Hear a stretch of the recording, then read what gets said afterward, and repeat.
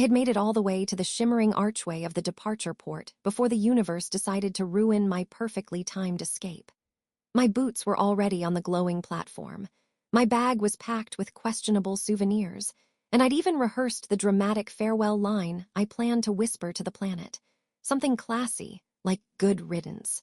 But then the air rippled, the light shifted, and the alien Queen Seralith stepped directly into my path with the kind of calm authority that suggested she did this sort of thing regularly to people who annoyed her. Judging by the twitch of her long, elegant ears, I had just become one of them. She looked at me in that assessing, silent, slightly amused way that always made me feel as if she were deciding whether to ask me a question or throw me into a diplomatic recycling bin. "You are leaving," she said, not as a question but an accusation. Her ears angled upward a little, which I'd learned meant she was annoyed, or thoughtful, or hungry. Lethuran ear communication was a dangerous guessing game. She lifted a hand, and the entire archway powered down behind me. My ticket home fizzled right out of my display tablet. I stared at the blank screen, then at her. "Right, so that's a no on the shuttle, then." Her expression didn't change, but her ears curled back in the tiniest arc, Lethuran laughter. "Your timing is inconvenient. Funny, I've been told that since birth." She turned and gestured for me to follow. The palace rose gleaming above us, built from living crystal that hummed softly like it had opinions about everything. Which, honestly, it probably did. Lethuran technology bordered between miraculous and mildly judgmental. As we walked, the corridors shifted their colors to match her mood. They stayed blue, stern, formal, but occasionally flashed a streak of gold when I made a comment she pretended not to find funny. "What exactly happened?" I asked. "Please don't say it's another assassination threat. Last time I only survived because your minister slipped on my lunch." "That incident is now part of our recorded military history," she said, ears lifting in a proud arc. "The people call it the noble sandwich maneuver." "I hate that." "I know," she replied, and for a moment the gold shimmer returned. We reached the inner council chamber, where ministers argued over a holographic map that kept zooming dramatically in and out, as if it were trying to draw attention to itself. The moment they saw me, the room fell into uneasy murmurs. A few bowed. One tripped. This was normal. Seralith stepped closer to me, her presence warm despite the tensions sparking around the hall. "A faction has risen again," she said quietly. "They claim Earth is withdrawing its support. Your departure may be interpreted as confirmation." I blinked. Me leaving equals interplanetary chaos. I didn't realize I was that important. Most people barely trust me with houseplants. "Your presence is symbolic," she said. "You arrived during peace. If you leave now, some will believe peace is ending." I tried to keep my face serious, but a laugh escaped. "So what you're saying is, me staying prevents galactic political meltdown. And here I was thinking the best thing I did this month was not breaking your hover elevator." "You did break the hover elevator." "Right, but I didn't break it twice." Her ears quivered again, another laugh she pretended she wasn't having. Then her expression softened, something quieter settling between us. "I did not wish to interfere with your return, but circumstances demand it." I swallowed, suddenly aware of the strange, familiar tug in my chest whenever she looked at me like that. "So you're blocking my exit?" "Yes. That's very queenly of you." "I'm a queen." "Right." Forgot for a second. Her eyes lingered on mine, calm but carrying something unspoken beneath the surface. The crystal walls glowed brighter around us, as if listening too closely. She stepped back only enough to let the air shift between us. "Walk with me." We moved down another corridor, this one lined with floating plants that released little sparks of color whenever brushed. One released a purple puff at my shoulder, which made her ears perk. "It likes you," she said. "They bond to those with steady hearts." "That plant clearly doesn't know me very well." She looked ahead, but there was a hint of a smile. "You underestimate your effect here." Pretty sure the hover elevator would disagree. "I do not mean your accidents." She paused, ears lowering in a more serious tilt. "Your presence shifts the balance. You bring humor into tension, clarity into confusion, even when you are unaware of doing so." I blinked, unsure how to respond to that without sounding like an idiot. So I help. You do. Then more quietly, more than you realize. The corridor opened into a balcony, overlooking the silver forests of Lethura. The air shimmered with floating spores that glowed faintly like lazy stars. She stood beside me, close enough that her long ear brushed my shoulder before she angled it away.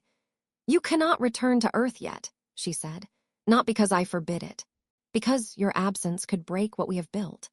I looked at her, at the queen whose calm hid sharp wit, whose long alien ears betrayed every emotion she tried to conceal, whose presence had become unexpectedly familiar, comforting even. Well, I said gently, I guess it's a good thing I packed extra socks. Her ears lifted, glowing gold at the tips.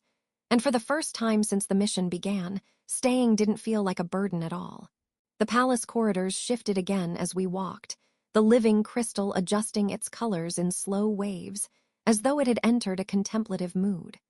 Or maybe it was just judging me for tracking dust inside, hard to tell with alien architecture.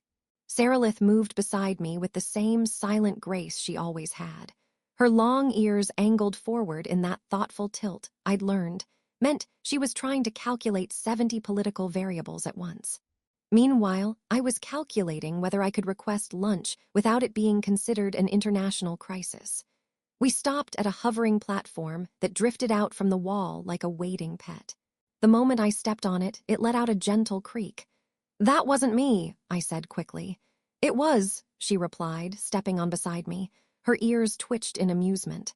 The platform sighed, rose into the air, and carried us across the vast inner atrium, passing over floating gardens and shimmering screens displaying diplomatic memos I was definitely not supposed to read. One screen flashed red when it detected my gaze, instantly censoring itself. I tried to look innocent. I think I failed. As we glided, Sarilith spoke without turning her head. You are aware that your continued presence changes the dynamic among the ministers. I've noticed, I said. One of them bows so fast I'm afraid he'll detach something. That is Minister Hallen. He has ambitions. Let me guess. He wants my job. You do not have a job here. Exactly. It's the perfect job. No responsibilities, minimal risk, free snacks.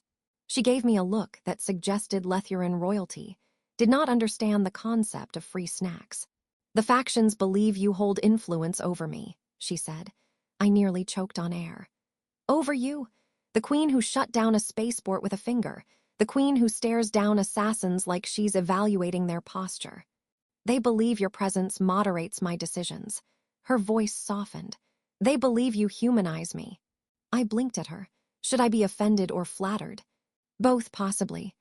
The platform slowed, lowering us into a chamber filled with holographic star lattices, each spinning with delicate precision. Lethuran ministers stood in clusters, arguing in polite tones that carried enough tension to snap a comet in half.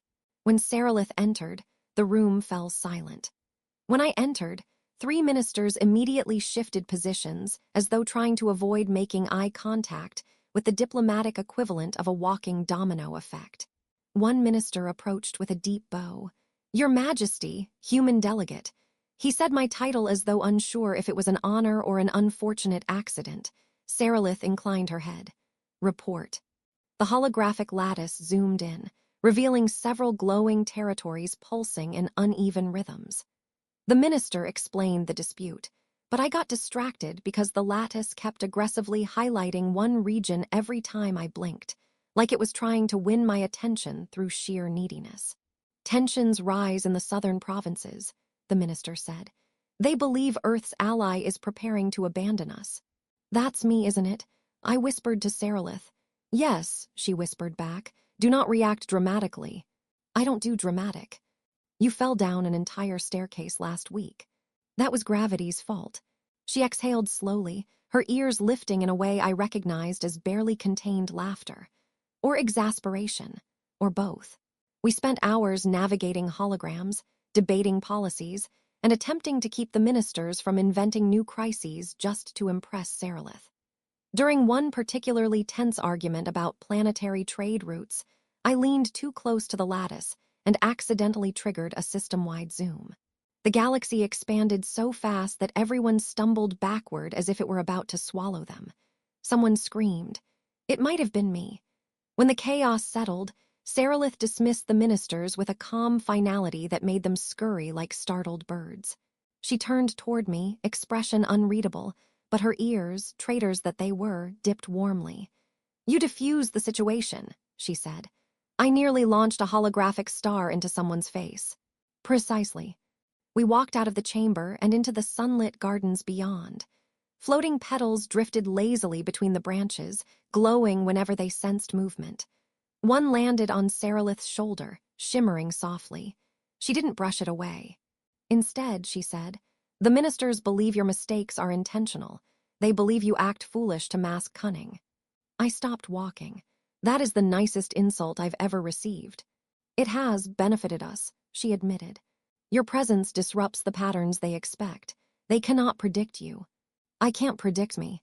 She paused, turning her gaze toward the silver canopy above. Her ears lowered just slightly, a sign of sincerity, vulnerability, or maybe the memory of something heavy she hadn't voiced yet. "Your leaving now would be dangerous," she said quietly. "Not only politically, for me as well." I tried to swallow, but my throat had suddenly become a desert. "For you." She nodded once, slow, deliberate. "Your presence brings calm where I cannot, humor where I should not. It shifts more than politics." Something electric crackled in the air between us, subtle but unmistakable. The floating petals drifted toward us, glowing brighter as though they sensed the shift. I cleared my throat, aiming for composure and hitting something closer to awkward panic. "Well, I guess I'll need to start earning my room and board then. Maybe you can assign me a prestigious royal duty. Court jester, perhaps." Her ears lifted in an unmistakable arch of amusement. "You already fill that role." "That's hurtful. And accurate." We stood together in the drifting light, the world around us humming with a gentle alien warmth. And even though danger pressed at the edges of every decision, staying by her side didn't feel like a burden. It felt inevitable. The alarms began as a distant hum, a low vibration through the crystal floors that made my teeth buzz. I had just convinced myself it was an electrical hiccup. Maybe the palace had finally grown tired of my presence and decided to throw a tantrum, when the hall lights shifted violently from their usual serene blues to pulsing red. Sarilith appeared a moment later, moving with the swift, controlled urgency of someone who had practiced crisis with the same dedication other people applied to morning stretches. Her long ears angled sharply back, a sign I'd learned meant something between emergency and try not to say anything stupid right now.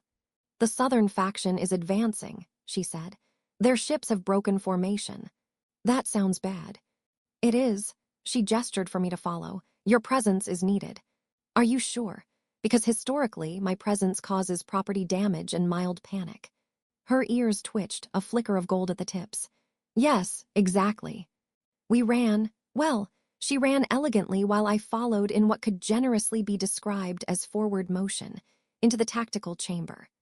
A holographic projection of Lethura floated above the round table, glowing with shifting lines of threat indicators.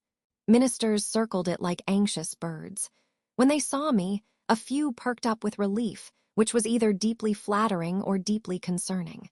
Sarilith stepped forward, commanding the room with a lift of her hand. "The rebels plan to detonate an orbital siphon," she said. "If they do, our atmospheric shield will collapse." "And that's bad," I said helpfully, because sometimes narration is a valid contribution. "It would devastate the planet," one minister added, wringing his hands. "Our defenses are stretched thin." I scanned the map. A pulsing red beacon marked the siphon's location, an abandoned station orbiting just outside the crystal forests. "They need access codes to activate that thing, right?" Sarilith nodded. "Codes they acquired through subterfuge." "Great, love subterfuge, always very polite." The Queen's eyes narrowed in thought. "They expect us to respond with force. They want to paint us as aggressors." "Oh," I said, "so we shouldn't attack them." "Correct. But we also need to stop them." "Correct." I stared at the ministers. Anyone else seeing the problem? A minister timidly raised a hand. "Humans are known for improvisation." "That is not a compliment," Sarilith murmured. Actually, I said, it gives me an idea. Fast forward 10 minutes, and I was standing on a shuttle platform with a hastily assembled plan, a borrowed communicator, and far more responsibility than anyone should give to a man who once reversed an airlock door by pushing the wrong holographic button. The shuttle shot through Lethura's upper atmosphere with a whine.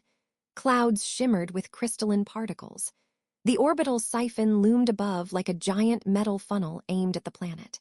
As I docked badly, the rebels spotted my arrival instantly. I stepped out, raising both hands. Hi, I'm unarmed. Also, I brought snacks.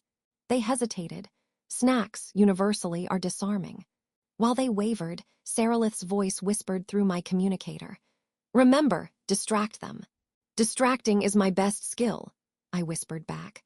I launched into an impromptu lecture about human microwaves, time zones, and why Earth traffic laws would horrify any self-respecting alien.